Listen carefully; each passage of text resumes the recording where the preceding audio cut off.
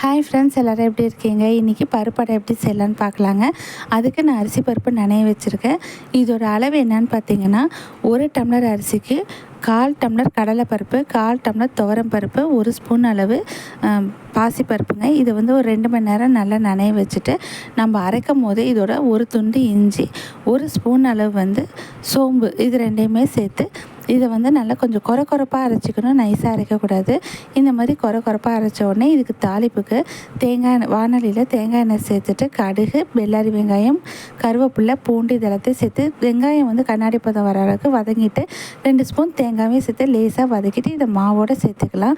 இப்போது மாவில் மஞ்சள் தூள், தனி மிளகாய் தூள், பெருங்காயம், உப்பு இது எல்லாத்தையும் சேர்த்துட்டு நல்லா கலந்துக்கலாங்க. மாவு ரொம்ப திக்காக இருக்கிற மாதிரி இருந்தால் இதில் வந்து கொஞ்சமாக தண்ணி சேர்த்துட்டு கடைசியாக இதில் கொத்தமல்லியும் சேர்த்து நல்லா கலந்து விட்டுட்டு தோசைக்கல்லை வந்து மீடியம் ஃப்ளேமில் வச்சுக்கலாம்.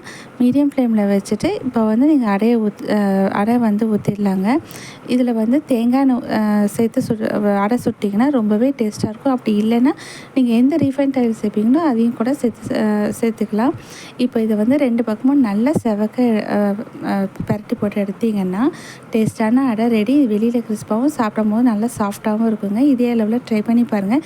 இந்த வீடியோ உங்களுக்கு பிடிச்சிருந்தால் லைக் பண்ணுங்கள், சப்ஸ்கிரைப் பண்ணுங்கள். இன்னொரு வீடியோவை சந்திப்போம். பாய்.